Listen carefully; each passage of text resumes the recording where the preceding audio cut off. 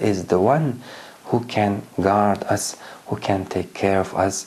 It means that in every moment we can remember Allah subhanahu wa ta'ala, and we can seek a victorious from Him in our life in order to live in a good way. But it doesn't mean that Allah subhanahu wa ta'ala will not test you. If you ask Allah subhanahu wa ta'ala not to test you, or not to bring the difficult situations before you, of course He will test as He wants. But as a creature, as a servant, it's proper for us to ask Allah subhanahu wa ta'ala openly to take care of us. And whenever we succeed in doing something, we should know that Allah is the one who made us doing that. He is the one who made us successful in that situation or in that action. We should not in any single action say that I did it, I did it successfully, and this successfulness depends on me. No, this is not a good way, and it's not true. We should know that Allah is the one who controls everything, and when we seek for the successfulness, when we want to do that good thing and ask Allah subhanahu wa ta'ala for His help, Allah subhanahu wa ta'ala gives us that successful. Or He is the one who guards us from the evil things. As a creature, we cannot do anything for ourselves, by ourselves. Only we can ask Allah subhanahu wa ta'ala, and based on that ask, based on that demand, Allah subhanahu wa ta'ala opens the way of khair, opens the way of goodness, or leads us astray. It depends on our choice. So at the first hand, we should be certain in our belief. Openly we should make research as Allah subhanahu wa ta'ala, with all means that Allah subhanahu wa ta'ala gave us, with our ears and with our eyes, with our minds. It's open way. Allah subhanahu wa ta'ala gives us that chance whenever we are openly, without any prejudice, going in this way. But after realizing the big greatness of Allah subhanahu wa ta'ala and His power, we should be respectfully to Him.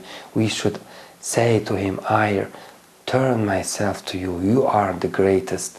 You created me. I am under your order. This is the way of Islam. So it doesn't mean believing in something blindly without understanding, and doing everything without knowing who is the one who ordered or why he is the order. No, it's not the way of Islam. Allah subhanahu wa ta'ala prohibits us from doing such thing. He says, وَلَا تَقْفُ مَا لَيْسَ لَكَ بِهِ عِلْمٍ.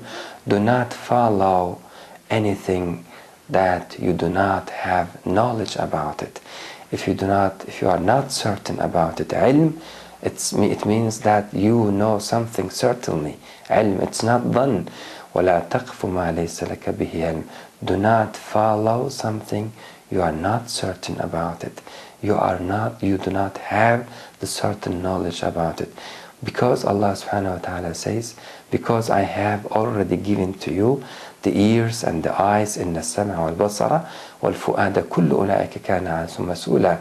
You will be responsible about them. I will ask you, why didn't you reason that way? Why didn't you reason, understand, realize? Because I have given you your mind, your heart, your eyes. Kullu ulaika kana anhu mas'ula.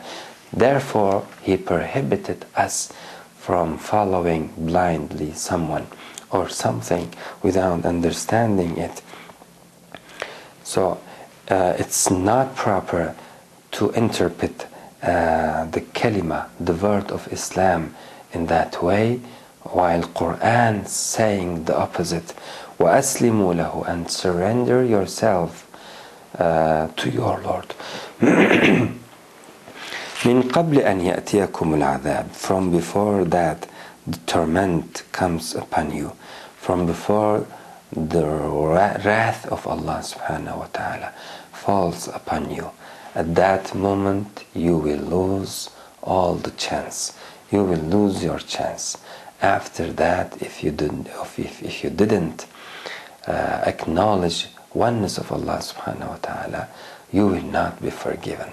If you didn't acknowledge Him as a one God with pure belief, if you didn't make inaba and Islam to your Lord before the adhab, before dying, it means that you have lost the chance.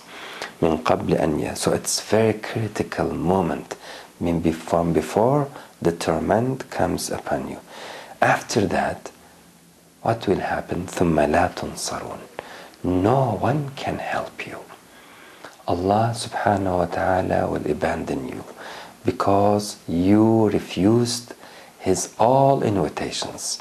You refused His all communications and His signs. Throughout your life, you were rejecting Allah subhanahu wa ta'ala. And you cannot expect Allah subhanahu wa ta'ala wait you without limit, wait you until forever. No, there is a limit, an equal limit between all the servants of Allah subhanahu wa ta'ala, and an equal chance which Allah subhanahu wa ta'ala grants to all His servants. And at that moment, فَإِذَا جَاءَ أَجَلُهُمْ فَلَا يَسْتَأْخِرُونَ سَاعَةً. When their moment, when their term, appointed term comes, no one, Allah subhanahu wa ta'ala delay no one. لا يستأخرون ساعة ولا يستقدمون. Nor He advanced them and nor He delayed them. لا يستأخر. That moment is very critical because it is the just of Allah subhanahu wa ta'ala for all His creatures, for all His servants. Why it's very critical? Because it's impossible to come back. It's impossible to gain another chance, to obtain another chance from Allah subhanahu wa ta'ala.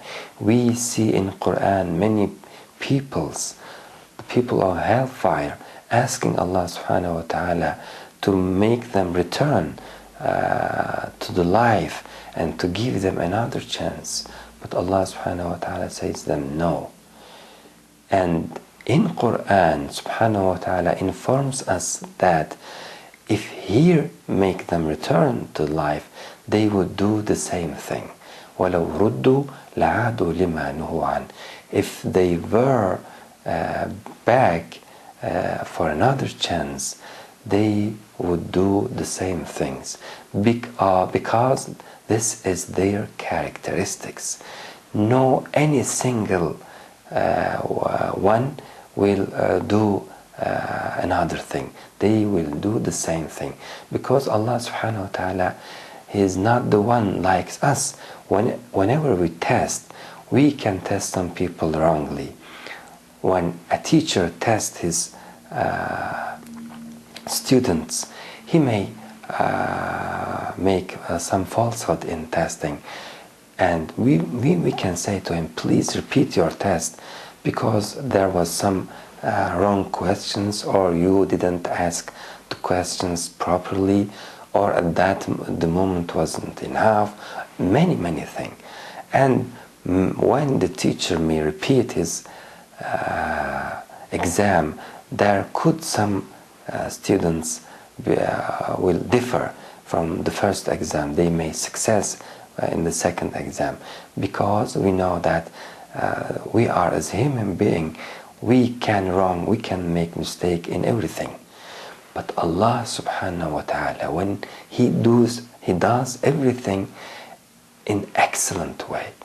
He does not mistake in anything.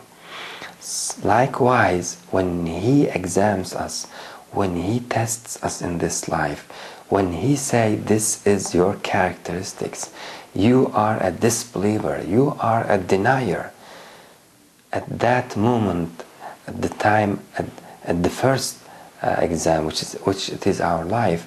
At the end, Allah subhanahu wa ta'ala judge about us like this, it's certain. Even if Allah subhanahu wa ta'ala returns us for this life for this 10th time or for the 1000th time, it will not change. It will not change for us, or it will not change for anyone among His servants, because Allah subhanahu wa ta'ala does not make any mistake in His all actions. He is Al-Hakim. His knowledge is full and His actions, His power is full, so there cannot be any mistake. So at the time when we are talking about someone, he reached his appointed term, namely his death, without acknowledging the oneness of Allah subhanahu wa ta'ala, although Allah subhanahu wa ta'ala made all His signs clear to him, it means that this the characteristic of that one.